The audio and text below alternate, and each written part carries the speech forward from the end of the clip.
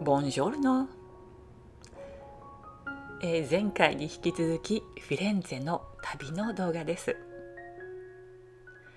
今日は楽しみにしていた美術館に行こうと思います。こちらはシニョリア広場、正面の建物はベッキオ宮殿です。そしてこちらはロジア・ディ・ランチという野外彫刻展示場といったところでしょうか。この彫刻見覚えがあります。以前このチャンネルでもご紹介したパリのブルス・ドゥ・コメルスフランソワ・ピノコレクション美術館で巨大なろうそくになっていたあの作品のオリジナルがここにあったんですね。フィレンツェでは何を置いてもこのウフィッチ美術館を訪ねたいと思いました。階段を上って2階3階のフロアが展示室になっていますが、まずは回廊が私たちを迎えてくれます。私は十数年前もここに来ているんですが、その時特に印象に残っているのがこの回廊でした。見事な天井画を縁取るようにメディチ家の人々の肖像画が掲げられています。こちらはコジモ・ディ・メディチ、フィレンツェの事実上の支配者となった人で、ルネッサンス芸術のパトロンでもありました。メディチ家はローマ法を何人も輩出しているだけでなく、フランスの王家に嫁ぎ王の母となったカトリーヌ・ド・メディシス、マリー・ド・メディシスもこの一族。メディチ家はフランスの歴史にも少なからず影響を与えています。先ほど言ったシニョリア広場、そして昨日歩いたサンタマリア・ノベラ教会の前の風景画も見えています。2つの建物をつなぐ渡り廊下になったところからの眺め、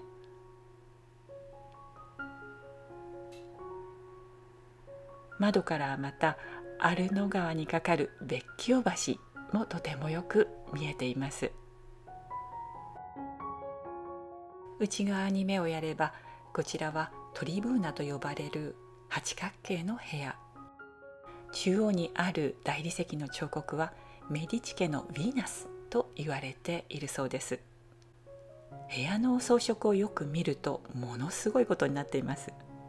丸天井を覆っている白い丸は真珠貝。養殖真珠などまだない時代、内容の真珠貝をこれだけ贅沢に使っているのですから、メディチ家の財力が並でないことがわかりますね。メディチ家はこの空間に美術コレクションを飾って人々に公開することにしましたが、それがこの美術館の始まりなのだそうです。このメディチ家の紋章、薬の玉のような丸が複数あるというのがお決まりのパターンですが、フランス王家と関係が深くなると王家の百合のモチーフが紋章のデザインに加わっているようです。では絵画の展示室に参りましょう。レオナルド・ダ・ヴィンチ作品の展示室に来ました。彼が描いたとされる油絵は今世界中で十数点ほどが確認されているのみ。そんな貴重な作品の中でも大作がここにはあります。これは東方三博士の礼拝。ダ・ヴィンチは1枚の絵を完成させるのに何年もかけたと言われていますが、こちら未完のままで色が全く塗られていないところがよくわかります。そしてこちらが受胎告知。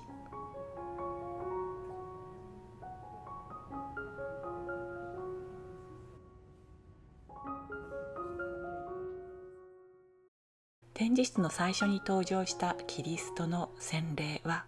ダ・ヴィンチの師匠であるベロッキオの作品なのですが、キリストの衣を持っている横顔の天使などは当時ベロッキオ工房で修行中だったダ・ヴィンチが描いたと言われています。再び受胎告知。有名な絵という先入観があると、私などはどうしてもちゃんと見ておかなくちゃという義務感みたいなものがまず先に立ってしまいます。だからこそ余計に実物とゆっくり向き合って細かい部分を見たいなと思います。すると画家の生きた証に思いを馳せられるような、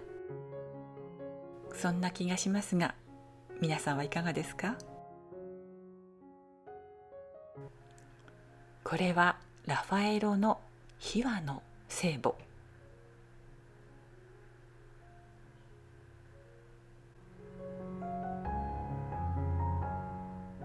そしてこちらはミケランジェロの聖家族。ミケランジェロの作品は人物にしても衣のひだにしても彫刻のような圧倒的なボリューム感がありますね。ここでちょっと一息。美術館の中にカフェがあってとても素敵なシチュエーションなんです。ベッキオ宮殿が目の前にあってドームの屋根も近くに見えます。後で考えてみたらこのテラスは先ほどの野外彫刻展示場の屋根の上にあたるようです。ここでいただいたピスタチオクリーム入りのクロワッサン、結構甘かったんですけれど、お砂糖入れないカプチーノとよく合いました。エネルギーチャージ完了して再開です。これはクラナッハのアダムとイブ。ほぼ等身大の作品でした。これはグイド・レーニのゴリアテの首を持つダビデ。カラバチオのメデューサ、ものすごい迫力です。この作品、縦の表面に描かれていて裏側も見ることができました。これもカラバチオでバッカス、お酒の神様ですね。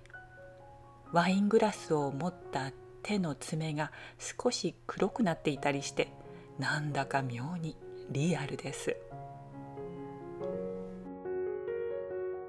こちらの絵もものすごい迫力なんですが、女性の画家によるものだと知ってさらに驚きました。聖書に由来するテーマを扱っていますが、実はそこには若い時に画家自身がレイプ被害を受け、裁判結果にも苦しんだという過去への復讐が込められていると聞けば、なるほどとその迫力に納得しました。ところで大事なものをお忘れではと思われている方も多いでしょう。そうなんです。ボッティチェリが後回しになってしまいました。美術館のクライマックスとも言うべきボッティチェリの展示室は実は順路の最初の方にあります。ところが今回友人と私はメディチ家の歴史絵巻のような回廊にすっかり夢中になっている間に展示室の入り口を通り過ぎてしまっていたんです。というわけで図らずもクライマックスが最後にやってくるという展開になりました。これは病院の壁に描かれていたフレスコ画の受胎告知。先ほどのダ・ヴィンチもそうですが、受胎告知をテーマにした絵画は本当にたくさんありますよね。面白いのは舞台設定やディテールが皆それぞれ違っていて、この作品を見ているとボッティチェリが生きていたルネッサンス時代の建築や内装ってきっとこんな風だったのかなと想像が膨らみます。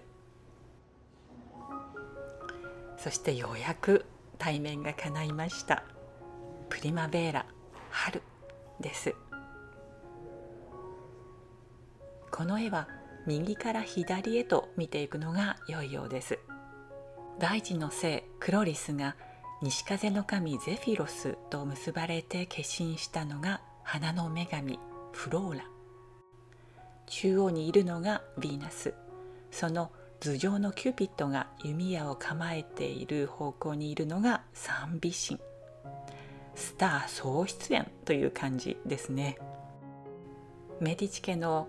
宮殿の壁に飾られてからもう500年以上になりますが、今でもかぐわしい風を感じるような、そんな気がしませんか？フローラのドレスなどはディオールの新作と言ってもおかしくないような気がします。横に添えられた説明によると、絵の中には確認されているだけでも138種類の植物が丹念に描かれているのだそうです。